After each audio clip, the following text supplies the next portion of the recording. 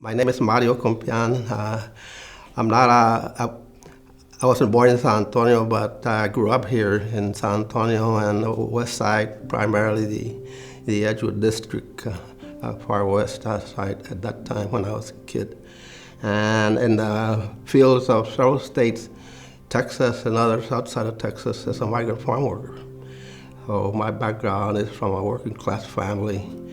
That's a large one. I say I have 11 siblings that survived to adulthood. And so my perspective of what I've been doing all these years, starts with that part of my life. And then, of course, onto the other topics, the later stages of my life. I mentioned the reason or the factors that led to my involvement during my early childhood, my life, growing up in extreme poverty. That first began with the need to try to help my family get ahead, since we were so large and so poor. And then it didn't take long to realize that there were others around us in the same conditions in our barrio where I grew up, in the fields where I worked. So that's the kind of beginning that I've had into slowly moving into the stage that we call the Chicano movement in the latter part of the 1960s. Then in my high school, the Edgewood High School years, I had some experiences that placed me face to face with what we later talked about in our activism, racism, racial discrimination, the quality of education, those kinds of things. High experience in firsthand while in class attending school at Edgewood High School. So those experiences, of course, added to my motivation. And then, of course, that reinforced early on, since the seventh grade, I had decided that I wanted to go to college. So my high school experience reinforced that. And after I graduated from high school, I didn't go straight to college because, first of all, we didn't have any the financial situation of my family it just wouldn't allow it. And secondly, it's because I got sick. So I was sidelined almost 4 years with tuberculosis. So then, of course, during that period that I was doing nothing, lying in bed, trying to recover, I had a lot of time to think, reflect on what I wanted to do, what career I wanted to pursue, and so on. So then by the time I got out of there, a couple of years in the workforce, and that's when you see the beginning of the programs for the war on poverty. Then the war on poverty opened up a lot of opportunities for jobs in the first place for people in my area of the city, and for others, especially for the youth. I was fortunate to get a job in one of those first programs here as a teacher aide in a program working with migrant farm workers. And it was like an adult basic program. The students were adults, head of households, both men and women, and get a basic educational foundation so that they could apply for jobs and have more opportunity in the workforce other than migrant farm work. By that time, there was a lot of activity in San Antonio. I'm talking right there at about 1965 and 1966. And because of the environment where I was at, I was alerted to the fact that there were financial aid programs where I could go to college, that I could use to go to college. So that led to my enrollment at St. Mary's University in 1966, September, as I was already almost 26 years old. My first semester at St. Mary's is when I met Jose Angel Gutierrez. And we began to talk about what was going on in the community. And he specifically brought up the question of organizing a group and had some ideas. So we had a long discussions. We met in a social setting. So we had a long discussion, one and then another, and then the next thing I know is I'm involved in the activity for for farm workers. At that time, you may recall about the history of Texas activity around organizing the farm workers. There had been a wildcat strike in the valley in Starr County, and there was a lot of support groups that organized here. So I participated in some of those activities. And that's where, through that activity, I met Willie Velasquez. So there, in a short period of 6 months, I'm in touch with Jose Angel Gutierrez and Willie Velasquez. So that by the spring of '67, the five of us, besides, in addition to Gutierrez and Willie, we had Juan Patlan, the late Juan Patlan of the Mexican American Unity Council. They had Ignacio Perez. There was another person that joined us at some of those meetings, discussions. That's Ernesto Cortez, who later went on to organize the COPS organization. Then, so we had a series of long discussions about forming groups to be a group, I should say, to organize in the community, in the Mexican American community, focused on empowerment of that community, changing the living conditions. To make it short, by the time we finished with that discussion, we had a name as a group, the Mexican American Youth Organization. And by July 4th of 1967, we went out to do our first action as a group, as Mayo. We is, again, Jose Angel Gutierrez, Ignacio Perez, and myself. We had a picket in front of the Alamo on July 4th, 1967. And just raising questions with the signs, asking things like, what about La Raza? What about freedom for La Raza? So that's the first real action that I can recall that we did as a Mayo group. To further go, rapidly move over, we know that in the next 2 years, by all of the latter half of '67, all of '68, we basically spent introducing Mayo to other groups in the community. And then by early '69, then we're already grown. We had grown quite a bit, statewide group. In '69, I left St. Mary's in January to run for city council.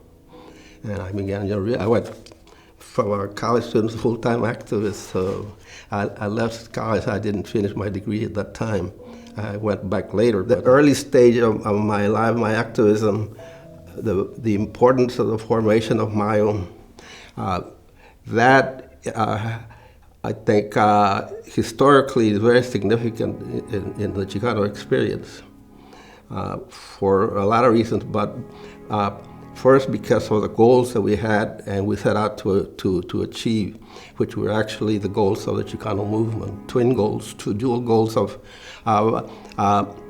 tearing down the regime of white supremacy that existed in Texas that had been established in the century prior to 1960.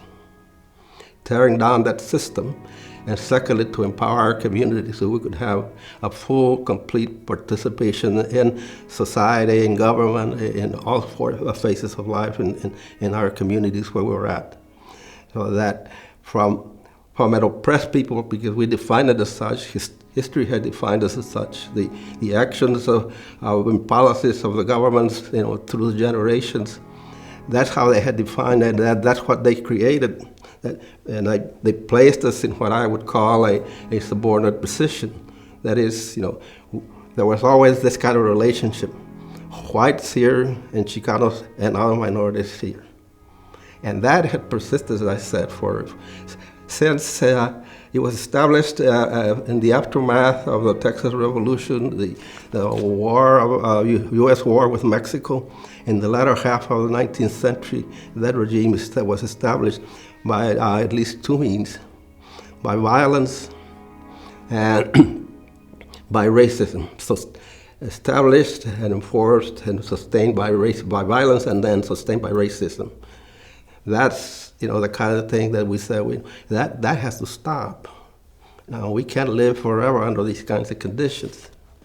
they defined us as being incapable of doing anything for ourselves.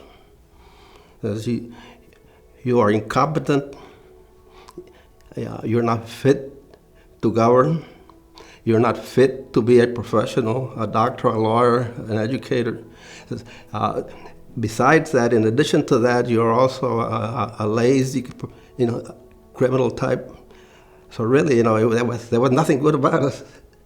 So we had to change that image, that stereotype, because that was the basis of the lack of power that we had, the conditions of oppression that we were subjected to over those generations. How we said, it's time, ya basta, whatever has happened in our community in the past, of our leaders doing this and that, has not worked. It has been ineffective. So it's time to try another approach. So that defined what Mario would do and how we would do it. And we had a plan, 2 stages. That we first used Mario to build a base, and when we're ready, then we organized La Raza Unida Party. And that's how history shows we did it. A boycott against the San Antonio Savings and Loan Association. That association was owned by the incumbent mayor, Mr. Walter McAllister. And he had made some disparaging comments about Mexican Americans in national TV. And that set off demonstrations against him from the growing community of activists in San Antonio. So the activists mounted a boycott against and a picket protesting against the San Antonio Savings in front of their main office down, it used to be in Soledad and West Commerce.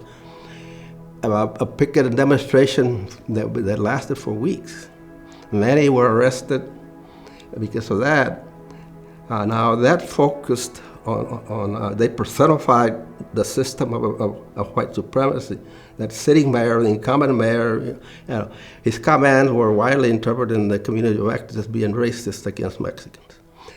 So that's why the protests. So the boycott itself coalesced a group of activists. Secondly, the walkouts, the student protests at Edgewood High School and at Lanier High School had the same impact. Whereas LULAC had been waging the battle in the courts, they were missing that element that the community itself wasn't calling for anything, for change. There was a disconnect. And what the walkout did, they brought in the students themselves. It was the students themselves that asked for change and said, and not really asked, they started demanding the change.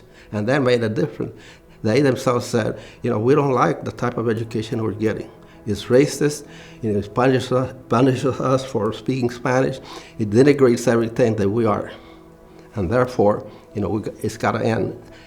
When they demanded change formally through the process were established, and school officials denied them a voice, then they had no choice but to walk out and protest.